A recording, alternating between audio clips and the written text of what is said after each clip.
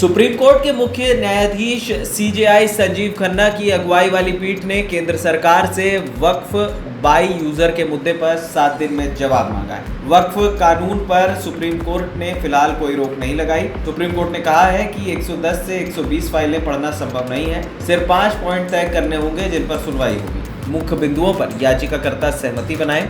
सुनवाई के दौरान सॉलिसिटर जनरल तुषार मेहता ने कहा कि केंद्र सरकार 7 दिनों के भीतर जवाब दाखिल करना चाहती है। वो अदालत को ये भरोसा देते हैं कि धारा 9 और 14 के तहत वक्फ परिषद और वक्फ बोर्ड में कोई नियुक्ति नहीं की जाएगी। सुनवाई की अगली तारीख तक न तो वक्फ बाय यूजर में कोई बदलाव होगा और न ही कलेक्टर द्वारा इसमें कोई बदलाव किया जाएगा। हम इस बयान को रिकॉर्ड पर लेते हैं, आइए समझते हैं पूरी बात। दरअसल सीजेआई के वक्फ बाय यूजर पर जोर देने के क्या मायने? दरअसल सीजेआई ने कहा कि 1995 के वक्फ अधिनियम और 2013 में किए गए संशोधनों को चुनौती देने वाली रिट याचिकों को इस सूची से अलग करके दिखाया जाएगा। 2025 के मामले में रिट दायर करने वाले याचिकाकर्ताओं को विशेष मामले के रूप में जवाब दाखिल करने की स्वतंत्रता है। हम सिर्फ 5 याचिकों पर ही सुनवाई करेंगे। वक्फ बाय यूजर के सिद्धांत का मतलब है ऐसी संपत्ति जो मस्जिदों और कब्रिस्तानों जैसे धार्मिक या धर्मार्थ उद्देश्य के लिए निरंतर उपयोग के कारण वक्फ बन जाती है, भले ही इसे औपचारिक रूप से वक्फ न घोषित किया गया हो। वक्फ करके के लिए अब ये शर्त जोड़ी गई है कि व्यक्ति को कम से कम पिछले 5 साल से इस्लाम धर्म का पालन करने वाला होना चाहिए। अब माना जाता है कि वक्फ की अवधारणा तब सामने आई जब खलीफा उस्मान ने ये देखा कि रेगिस्तानी क्षेत्र में पानी की कमी के कारण मदीना के पास एक व्यक्ति पानी बेच रहा था।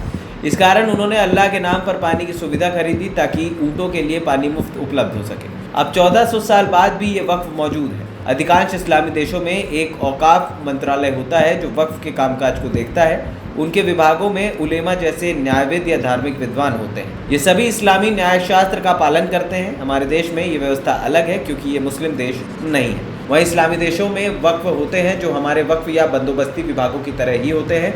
वक्फ की शुरुआत बहरे मुल्ला में हुई थी। ये एक दान था जिसे पैगंबर मोहम्मद के चचेरे भाई और उनके साथी रहे उस्मान इब्न अफ़्फ़ान ने बनाया था। दुनिया के हर इस्लामी देश में एक वक्फ होता है, हालांकि उन देशों में इसे औकाफ, फाउंडेशन, एनाउमेंट सहित कई अन्य नामों से भी जाना जाता है। तुर्की में फाउंडेशन का एक महानिदेशालय है। ये 1924 से इस्लामी कानून के अनुसार वक्फ का प्रबंधन और ऑडिट करता है। ये ऑटोमन साम्राज्य के समय से आज तक काम कर रहा है।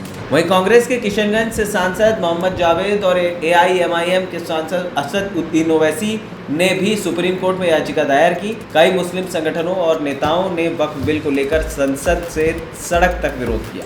सबकी आपत्तियां मुख्य रूप से नए बिल में वक्फ बोर्ड की संरचना, संपत्ति के अधिकार और न्यायिक प्रक्रिया से जुड़े कई अहम बदलाव किए गए हैं। सरकार का कहना है कि वक्फ संपत्तियों में पारदर्शिता और जवाबदेही लाने के लिए ये जरूरी कदम है, जबकि विपक्षी दलों का तर्क है कि ये बिल अल्पसंख्यकों की धार्मिक स्वतंत्रता पर हमला है। ANP टाइम्स की रिपोर्ट।